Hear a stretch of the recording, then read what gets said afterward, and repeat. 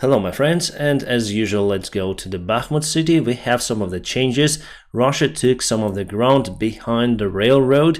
If we go to the timeline, it was yesterday, and today they've took a couple of the quarters of the residential area. However, they are still unable to take the railway station itself. They actually took it 2 days ago, so it was like that, but Ukrainian forces pushed them away from the railway station, and it was the second time that Ukrainian forces are pushing Russians from this area. Even though Russia continued to send the elite forces to help Wagner's in the city itself, they are struggling. And I don't see the end of the battle for Bakhmut, well, at least till the end of this month. I think the main idea for Ukrainian General Command is to keep Bakhmut under control until Ukrainian forces will go on a counterattack, and it will happen, I hope, during the springtime. Well, I expect it to be like that, and not only me. For example, Newsweek magazine provides the information about the particular date of Ukrainian counterattack.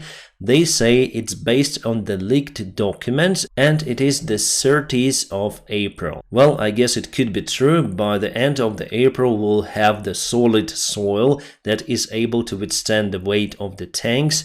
It's usually like that. Well, maybe Ukrainian generals will postpone the counterattack because the date was revealed, but anyways, the future Ukrainian counterattack was well advertised around by Ukrainian officials, by our allies, by Russians themselves, so Russian army is ready for the possible outcome, but they think that they may stop the Ukrainian army. It is false. Yes, there is still a probability, but I would not bet on that. And today it was the interview with our army intelligence boss Budanov. He says that Ukraine will start the counterattack very soon and it will be successful. Just to remind you, the last year he predicted that during the spring 2023 the Ukrainian army will go to Crimea. Well, I just hope it will be like that. I found a couple of our pictures from the front lines. You can see the soil is kind of dirt, so the weather is wet, but you can see the first flowers on the trees.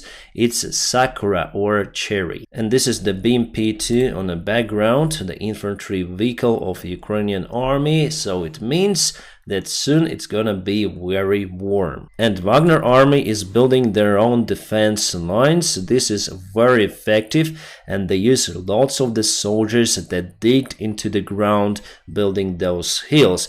This is Irkutsk, my friends, 1,000 kilometers away from the Ukrainian border. So what those guys were doing in Ukraine, I don't really know, but all of the graves are fresh. It means that Wagner's continue to receive severe losses near to the Bakhmut, and not only. Well, unfortunately, we also have severe losses in Ukrainian army because of the urban fighting in Bakhmut. The losses increased for Ukrainian side. But our heroes will be remembered for centuries.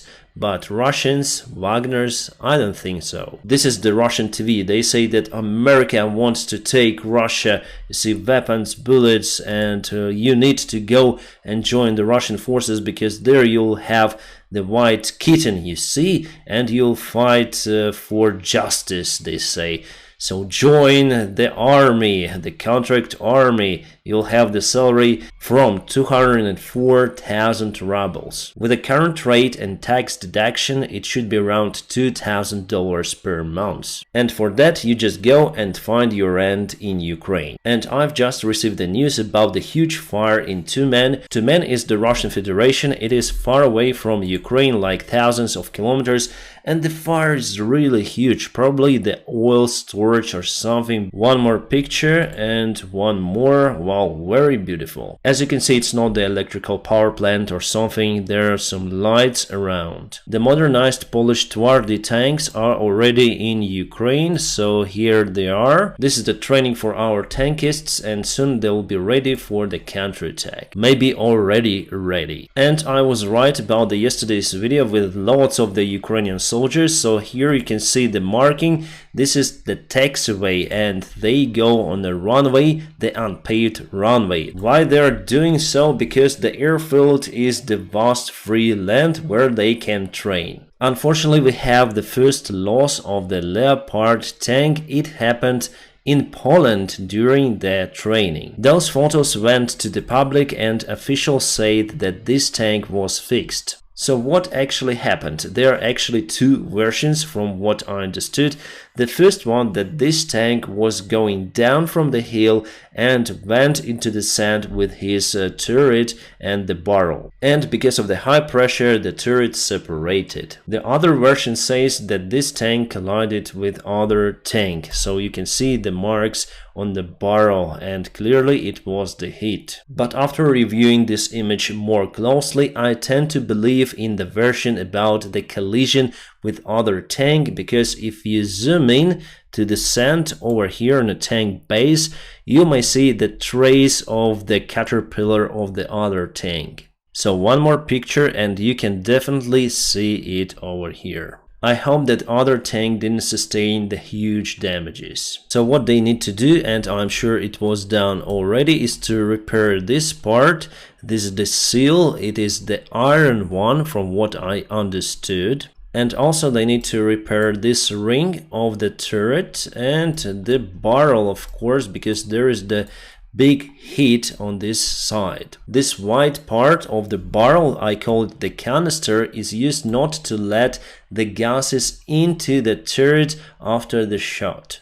It creates some differential pressure and there is no smoke inside the tank. Well, what can I say? It might have happened to any tank, but probably I'll put this picture on a thumbnail with a big title for people to click on the video and know the information about the current situation in Ukraine. The thumbnails really matter for the audience, so sorry about it. And about Reznikov, the Ukrainian defense minister, he apologized that he compared the losses of Ukrainian army with the losses of Turkish people from the natural disaster, the earthquake. So at least he understood that it was inappropriate comparison. And today we have received the awesome news that Slovakia transferred all of the MiG-29 fighter jets to Ukrainian army. We obtained 13 units from Slovakia, and before there were some issues with 4 airplanes because some of the engineers, the Russian engineers, messed up with equipment,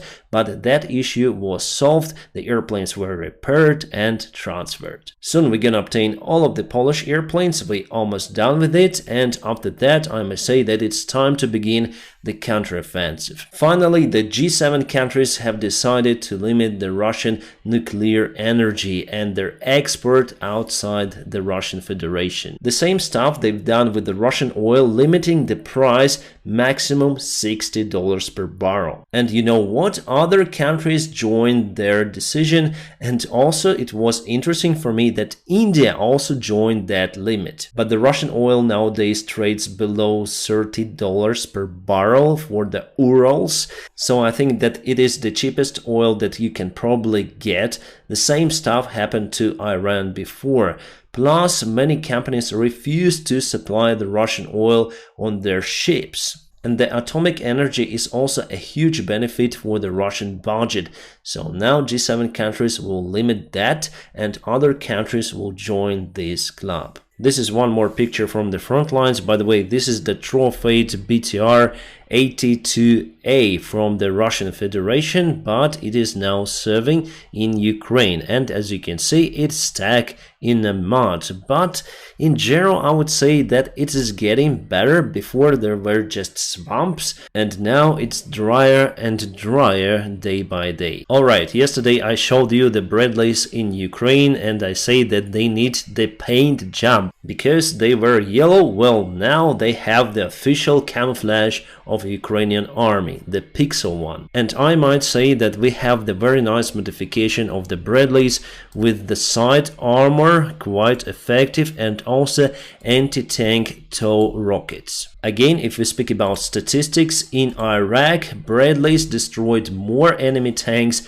compared to the Abrams tanks. because of the tow system that is installed on the turret of the Bradley. And this I found on the pro-Russian group. This is the result of the Javelin attack on the Russian T-72B3 tank. This is the deep modernization of the T-72, and this tank is equipped with Contact 5 system. This is the special armor that explodes, and as you can see, it worked actually, but as you can see, the Contact 5 is useless against the high energy stream of the Javelin shell. Unfortunately, the tank survived because the stream entered to the end of the barrel where you charge it with the shells. I guess some hatch was opened on the tank, and that helped the crew to avoid the barrel trauma. And again they show the result, saying that Contact 5 is useless against javelins. You know, I was really surprised to find the information that Azerbaijan is also using the T-55 tanks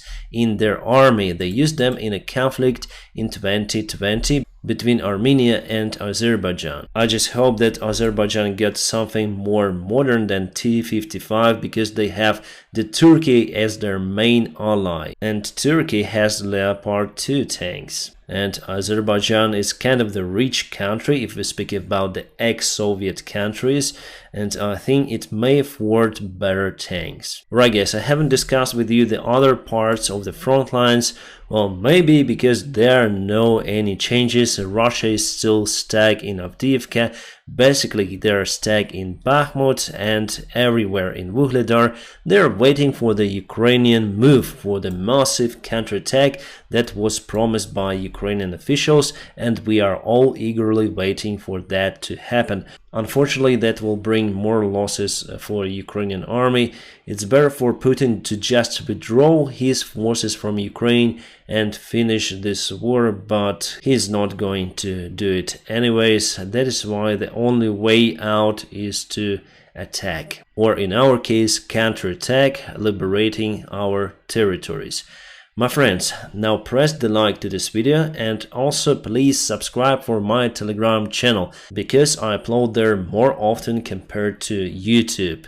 And if you want to support my job, there are some links available in the video description below, where you may find also my Patreon, or you may support me on the sponsorship just on this YouTube channel. Thank you so much for your help and your kind support. My friends, I wish you all a peaceful sky wherever you are, and have a great time.